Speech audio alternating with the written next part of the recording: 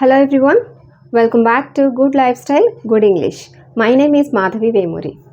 ఇవాల్టి వీడియోలో ఏదైనా ఒక వాక్యం కానీ ఒక పదబంధాన్ని కానీ చూసినప్పుడు ఇది ఏంటి, ఇది ఎలాంటి వాక్యము, ఇదంటే ఇది ఒక ఫ్రేజా లేదంటే ఒక క్లాజా, ఇండిపెండెంట్ క్లాజా, డిపెండెంట్ క్లాజా అన్న వివరం మీకు తెలిసి ఉండాలి. చూసిన వెంటనే దాన్ని మీరు ఐడెంటిఫై చేయగలగాలి. ఇక్కడ ఈ వీడియోలో నేను what is phrase, what is clause అనేది నేను వివరంగా చెప్పి ఉన్నాను. సో ఈ వీడియో మీకు మీరు ఆల్రెడీ చూస్తుంటే మీరు ఈజీగా ఐడెంటిఫై చేయగలుగుతారు. చూడకున్నా ఒకసారి ఆ వీడియో చూసి దాని తర్వాత ఈ వీడియో చూడండి, మీరు ఐడెంటిఫై చేయండి. ఓకేనా? మీకు ఎంతవరకు తెలుసు అనేది మీకు తెలుస్తుంది. అంటే నేను ఫ్రేజ్ని ఐడెంటిఫై చేయగలుగుతున్నాను, ఒక ఇండిపెండెంట్ క్లాజ్ని ఒక డిపెండెంట్ క్లాజ్ని నేను ఐడెంటిఫై చేయగలుగుతున్నానా లేదా అనేది మీకు తెలుస్తుంది. ఓకేనా? చూడండి, కేర్ఫుల్గా చూడండి, నేను వివరంగా చెప్తాను. ఫస్ట్ ఏంటంటే నేను కొంచెం బ్రీఫ్గా చెప్తాను. చూడండి, ఫ్రేజ్ అంటే ఏంటంటే పదాల సముదాయం, గ్రూప్ ఆఫ్ వర్డ్స్. ఓకే, అది కూడా మీనింగ్ఫుల్ గ్రూప్ ఆఫ్ వర్డ్స్. అందులో ఒక సబ్జెక్టు అండ్ వెర్బ్ కాంబినేషన్ తోటి ఉండకూడదు. ఓకేనా? సబ్జెక్టు వెర్బ్ కాంబినేషన్ తోటి ఉండకుండా ఉండేటువంటి పదాల అర్థవంతమైన పదాల సముదాయాన్ని ఫ్రేజ్ అని అంటారు. ఓకే, నెక్స్ట్ క్లాజ్ అంటే ఏంటంటే మనకి క్లాజెస్ 2 టైప్స్ ఉంటాయి. ఒకటి ఇండిపెండెంట్ క్లాజ్, రెండవది dependent clause. Okay, so independent క్లాజ్ని మనం మెయిన్ క్లాజ్ అంటాము, డిపెండెంట్ క్లాజ్ని సబార్డినేట్ క్లాజ్ అని కూడా అంటూ ఉంటాము. ఓకేనా? ఇండిపెండెంట్ క్లాజ్ అంటే ఏంటి? ఇందాక చెప్పుకున్నట్టుగా ఫ్రేజ్లో సబ్జెక్ట్ వెర్బ్ కాంబినేషన్ ఉండదు కదా. సో ఇక్కడ క్లాజ్లో ఏంటంటే ఒక సబ్జెక్టు ఒక వెర్బ్ కాంబినేషన్ అనేది ఉంటుంది. ఓకే, అది కూడా ఆ వాక్యము కంప్లీట్ మీనింగ్ ఇస్తూ ఉన్నట్లయితే అది మెయిన్ క్లాజ్ అవుతుంది, అంటే ఇండిపెండెంట్ క్లాజ్ అవుతుంది. కంప్లీట్ మీనింగ్ ఇవ్వకుండా సబ్జెక్ట్ వెర్బ్ కాంబినేషన్తో ఉండి కూడా కంప్లీట్ మీనింగ్ అనేది ఇవ్వనట్లయితే, అంటే ఒక ఇన్కంప్లీట్ సెంటెన్స్ లాగా కనపడుతున్నట్లయితే అది మనకి subordinate clause or dependent clause అవుతుంది. ఓకేనా? సో కొంత వివరంగా చెప్పానని అనుకుంటున్నాను. ఇప్పుడు ఒకసారి చూడండి. ఓకే, మీరు ఐడెంటిఫై చేయండి, నేను వివరంగా ఎక్స్ప్లెయిన్ చేయడానికి ప్రయత్నం చేస్తాను. ఓకే, ఫస్ట్ చూడండి, you will miss the train. You will miss the train, నువ్వు ట్రైన్ మిస్ అవుతావు అని చెప్తున్నాము. ఇక్కడ సబ్జెక్ట్ ఉంది, మిస్ వెర్బ్ ఉంది, సబ్జెక్ట్ వెర్బ్ కాంబినేషన్తోనే ఈ సెంటెన్స్ ఉంది. దానికి కంప్లీట్ మీనింగ్ అనేది కూడా ఉంది, నువ్వు ట్రైన్ మిస్ అవుతావు. సో దానికి ఒక కంప్లీట్ మీనింగ్ అనేది ఉంది కాబట్టి ఇది main clause or independent clause or దాన్ని ప్రిన్సిపల్ క్లాజ్ అని కూడా అంటాము. దీన్ని మనము సబార్డినేట్ క్లాజ్తో కూడా జాయిన్ చేయొచ్చు. అంటే నువ్వు ఎందుకు ట్రైన్ మిస్ అవుతావు అని చెప్పడానికి, చేయకపోయినా కూడా అది కంప్లీట్ మీనింగ్ఫుల్ సెంటెన్సే అవుతుంది. నువ్వు ట్రైన్ మిస్ అవుతావు, కంప్లీట్గా మీనింగ్ అంతటితో అయిపోయింది ఆ సెంటెన్స్, కంప్లీట్ మీనింగ్ అనేది ఉంది కదా. కానీ సబార్డినేట్ క్లాజ్ జాయిన్ చేస్తే ఎలా ఉంటుంది, నువ్వు కనుక ఎర్లీగా రెడీ అవ్వకపోతే నువ్వు ట్రైన్ మిస్ అవుతావు అని చెప్పచ్చు. Okay, if you don't get ready earlier you will miss the train. If you don't get ready earlier you will miss the train. If you don't get ready earlier అనేది ఒక subordinate class అవుతుంది. ఎందుకు? If you అనేది subject అవుతుంది, don't get ready get అనేది verb అవుతుంది. ఓకేనా? So ఈ సబ్జెక్ట్ వెర్బ్ కాంబినేషన్తో ఉంది. బట్ ఆ వాక్యం if you don't get ready earlier, నువ్వు త్వరగా రెడీ అవ్వకపోతే ఏమవుతుంది, కంప్లీట్గా అది సంపూర్ణం అవ్వలేదు ఆ వాక్యము. సో దానికి ఇటువంటి ఒక మెయిన్ క్లాజ్ని ఆర్ ఒక ఇండిపెండెంట్ క్లాజ్ని జత చేస్తే అది పూర్తి అర్థాన్ని ఇస్తుంది. If you don't get ready earlier, నువ్వు కనుక త్వరగా రెడీ అవ్వకపోతే you will miss the train, నువ్వు ట్రైన్ మిస్ అవుతావు. ఓకేనా? సో ఎప్పుడైనా సరే ఒక ఇండిపెండెంట్ క్లాజ్ ఇండిపెండెంట్గానే దానికి పూర్తి అర్థాన్ని అది ఇవ్వగలదు. ఒక డిపెండెంట్ క్లాజ్ ఇండిపెండెంట్గా అర్థాన్ని ఇవ్వలేదు. సో అది మరొక ఇండిపెండెంట్ లేదా మెయిన్ క్లాజ్ లేదా ప్రిన్సిపల్ క్లాజ్ మీద డిపెండ్ అవుతూ కంప్లీట్గా అర్థాన్ని ఇస్తుంది తప్పించి దానికి అదే ఎలోన్గా కంప్లీట్ వాక్యంగా ఉండలేదన్నమాట, కంప్లీట్గా పూర్తి అర్థాన్ని ఇవ్వలేదు. ఇప్పుడు నేను చెప్పినట్లుగా if you don't get ready earlier ఇలా అనమాట, or if you don't wake up earlier. ఓకేనా? అలా చెప్తే అది సబార్డినేట్ క్లాజ్ ఆర్ ఒక డిపెండెంట్ క్లాజ్ అవుతుంది. Next one, when I woke up. నేను ఎప్పుడైతే నిద్ర లేచానో అనే అర్థంలో ఇలా చెప్తూ ఉంటాం, వెన్ ఐ వోకప్ అంటాము. లేదా నేను నిద్ర లేచేటప్పటికి అనే అర్థంలో కూడా మనం వెన్ ఐ వోకప్ అని చెప్తూ ఉంటాం. సో ఇది కంప్లీట్ అయిందా? ఇందులో ఐ సబ్జెక్ట్ ఉంది, వోక్ వెర్బ్ ఉంది, కాంబినేషన్తో ఉంది. So it is a clause. 100%. ఓకేనా? ఫ్రేజ్ కాదు, ఇది ఒక క్లాజ్ అని అర్థమవుతుంది. బట్ ఏ clause main or subordinate?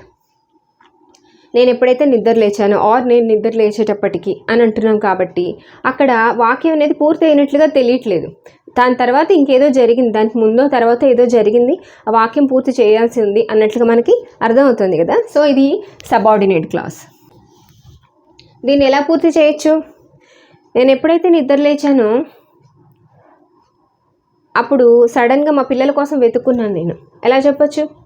When I woke up, ఎప్పుడైతే నిద్ర లేచానో I suddenly started to search for my kids. నేను పిల్లల కోసం వెతుక్కుంటూ ఉన్నాను. Because they had already woken up and playing outside. వాళ్ళు ఆల్రెడీ లేచి ఆడేసుకుంటూ ఉన్నారు, ఇలా చెప్పచ్చు.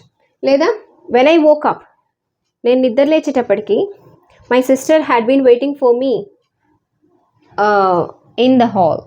అంటే హాల్లో వెయిట్ చేస్తున్నారు మా సిస్టర్ అప్పటికి నా కోసం, అలా చెప్పచ్చు అనమాట. సో ఒక ఇండిపెండెంట్ క్లాజ్ని జత చేస్తే మాత్రమే అది పూర్తి అర్థాన్ని ఇస్తుంది. నెక్స్ట్ వచ్చి in the morning. In the morning అంటే ఏంటర్థం? ఉదయం పూట అని అర్థం.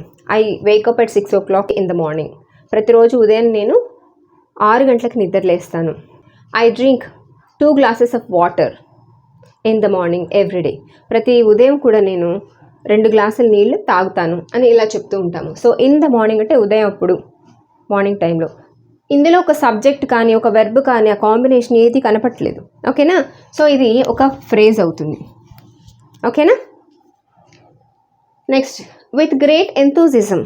విత్ గ్రేట్ ఎంతూజిజం, చాలా గొప్పదైనటువంటి ఉత్సాహంతో. ఎంతూజిజం అంటే enthusiastic. I'm enthusiastic to learn English. నేను ఇంగ్లీష్ నేర్చుకోవడానికి చాలా ఉత్సాహంగా ఉంటాను. ఉత్సాహంగా, ఆతృతగా ఉండటం అనే అర్థంలో ఎంతూజిజం అంటూ ఉంటాము.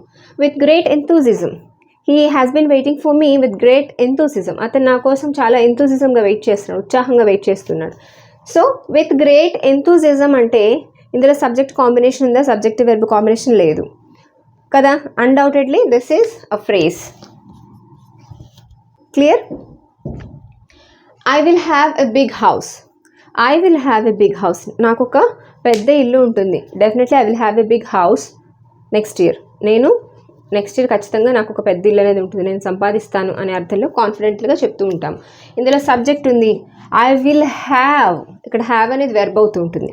ఓకే, సబ్జెక్ట్ వెర్బ్ కాంబినేషన్ ఉంది. So definitely it's a clause. ఏం clause? Main principal or independent clause, లేదా subordinate or dependent clause.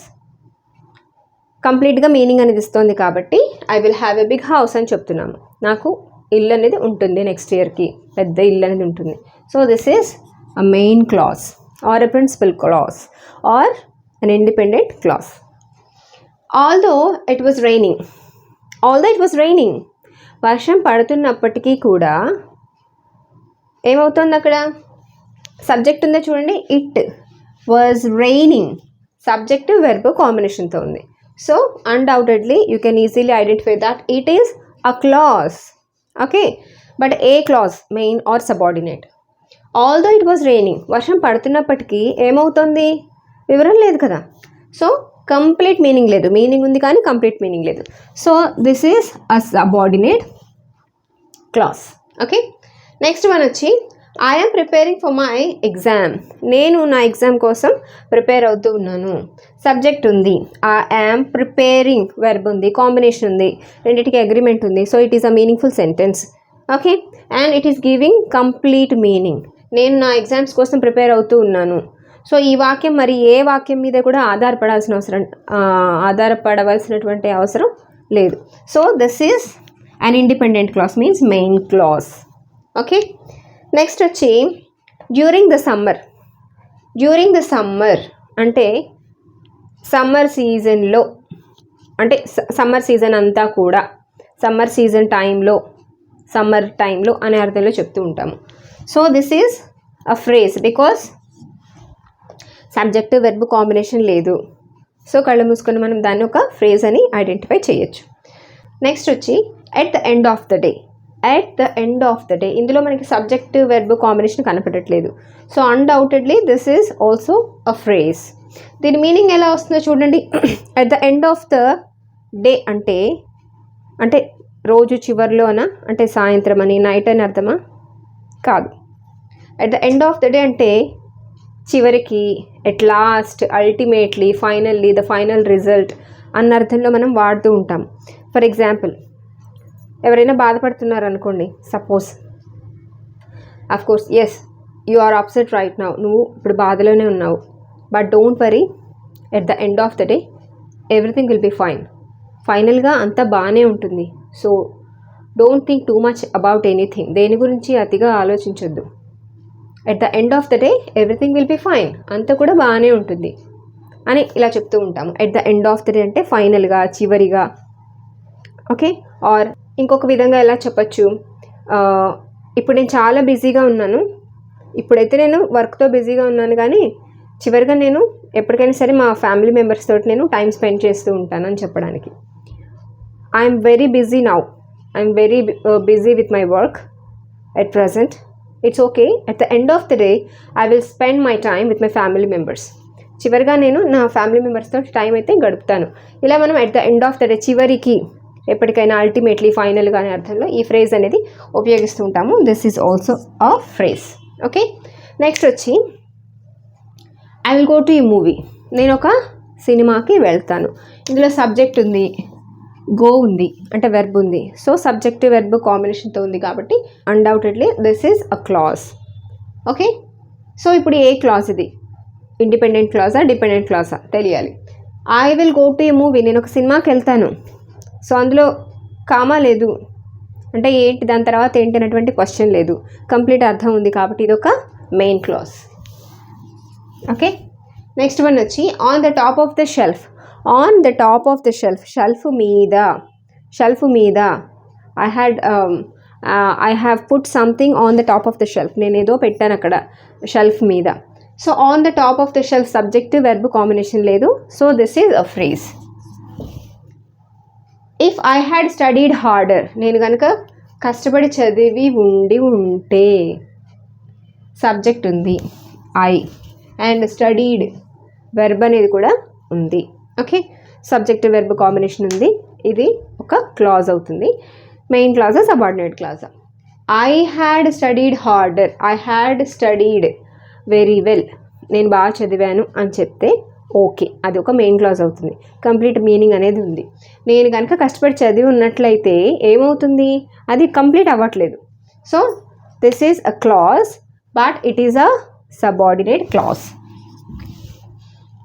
So దీన్ని ఎలా పూర్తి చేయొచ్చు మనము? If I had studied harder, నేను కనుక కష్టపడి చదివి ఉంటే ఏమై ఉండేది, నాకు ఈ పాటికి జాబ్ వచ్చి ఉండేది, ఆర్ నేను బాగా ఎగ్జామ్స్ బాగా రాసేవాడిని, నేను పాస్ అయ్యేదాన్ని అని చెప్తూ ఉంటాం కదా. ఎలా చెప్తాము? If I had studied harder I would have passed the exam, or I would have got a good job, నాకు ఒక మంచి జాబ్ వచ్చి ఉండేది, ఇలా చెప్తూ ఉంటాం. I would have settled by now, ఇప్పటికి నేను సెటిల్ అయిపోయి ఉండేదాన్ని, ఇలా అనమాట.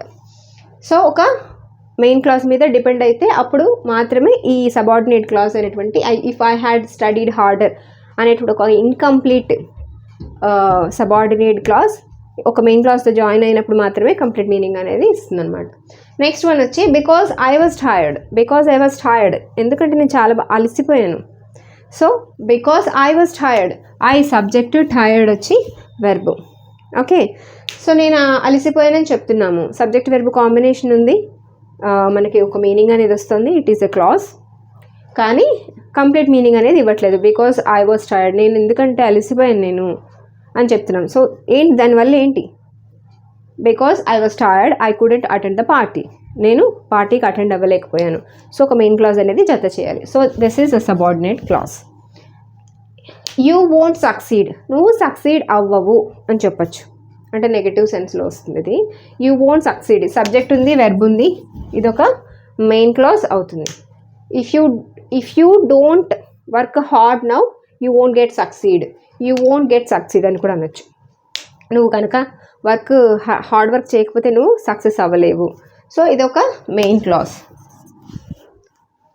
I will finish my project tomorrow, నేను రేపు నా ప్రాజెక్ట్ అనేది ఫినిష్ చేస్తాను. క్లియర్గా ఉంది కదా, సబ్జెక్ట్ వెర్బ్ కాంబినేషన్ ఉంది, I subject, I will finish verb అవుతుంది. ఓకే. కంప్లీట్ మీనింగ్ అనేది ఇస్తుంది, ఇదొక మెయిన్ క్లాజ్. ఓకేనా. Next with a heavy heart అంటే బరువెక్కిన హృదయంతో, ఏదైనా బాధగా ఉండే పనులు కొన్ని చేసేటప్పుడు తప్పదు అనుకుంటూ తప్పని పరిస్థితుల్లో కొన్ని పనులు అనిపించినా చేయాల్సిన పరిస్థితుల్లో మనము విత్ హెవీ హార్ట్ అంటూ ఉంటాం. ఫర్ ఎగ్జాంపుల్ పిల్లల్ని హాస్టల్కి పంపిస్తున్నాం అనుకోండి, అప్పుడు he sent his daughter to the hostel with heavy heart. అతను వాళ్ళ అమ్మాయిని హాస్టల్కి పంపించాడు. ఎలాగా? విత్ హెవీ హార్ట్, బరువెక్కిన హృదయంతో, అంటే చాలా బాధగా పంపించాల్సి వచ్చింది, ఇలా అనమాట. సో ఇది ఇందులో సబ్జెక్ట్ వెర్బ్ కాంబినేషన్ లేదు, ఇది ఒక ఫ్రేజ్ అవుతుంది. ఓకేనా? షీ స్పోక్ లౌడ్లీ, ఆమె చాలా గట్టిగా మాట్లాడింది. షీ స్పోక్ లౌడ్లీ, గట్టిగా మాట్లాడేసింది, అయిపోయింది. సబ్జెక్ట్ ఉంది, వెర్బ్ ఉంది, కంప్లీట్ మీనింగ్ అనేది ఉంది. So main clause. Whether he agrees or not, అతను ఒప్పుకున్నా ఒప్పుకోకపోయినా ఏమవుతుంది ఇక్కడ? Subject he subject, agrees verb, subject verb combination ఉంది. It is a clause but it is a subordinate clause, it's not a main clause. దీని అర్థం ఎలా వస్తుంది? Whether he agrees or not, అతను ఒప్పుకున్నా ఒప్పుకోకపోయినా ఏమవుతుంది? సో దానికి ఏదో ఒక మెయిన్ క్లాజ్ అనేది యాడ్ చేయాలి. అతను ఒప్పుకున్నా ఒప్పుకోకపోయినా డాక్యుమెంట్ మీద సైన్ చేయాల్సి ఉంటుంది. Whether he agrees or not, he has to sign the document. ఎలా చెప్తాము? He has to sign the document, అదొక independent or main clause, principal clause అవుతుంది. అది యాడ్ చేస్తేనే ఈ సెంటెన్స్కి కంప్లీట్ మీనింగ్ వస్తుంది అనమాట. సో ఇదొక subordinate clause. In the nick of time అంటే సమయానికి అనే అర్థంలో వాడుతూ ఉంటాం. కరెక్ట్గా టైంకి, ఆ సమయానికి, ఆ పాయింట్ ఆఫ్ టైం అన్నట్లుగా ఆ టైంకి అన్న చెప్పే అర్థంలో in the nick of time అంటూ ఉంటాం. సబ్జెక్ట్ వెర్బ్ కాంబినేషన్ లేదు, సో ఇట్స్ అ ఫ్రేజ్. దీన్ని ఎలా వాడుతూ ఉంటాము? In the nick of time అంటే మనము పేషెంట్ హాస్పిటల్లో చాలా ఇబ్బంది పడుతూ ఉన్నాడు, కరెక్ట్గా సమయానికి డాక్టర్ గారు వచ్చి అతని లైఫ్ని సేవ్ చేశారని చెప్తూ ఉంటాం. అలాంటప్పుడు మనం ఇటువంటి ఫ్రేజ్ వాడచ్చు. Okay, the patient has been suffering from fever for a long time, చాలా టైం నుంచి, చాలా కాలం నుంచి ఫీవర్తో బాధపడుతున్నాడు ఆ పేషెంట్.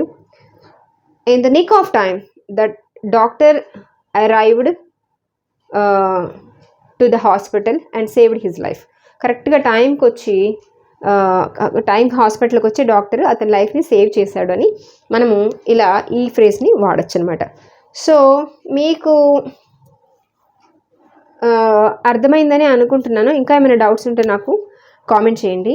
ఇంకా డౌట్ ఉంటే ఒకసారి ఆ వీడియో ఉంది కదా, ఫ్రేజ్ వర్సెస్ క్లాజ్, ఈ వీడియో ఒకసారి చూడండి. ఓకేనా? Thank you.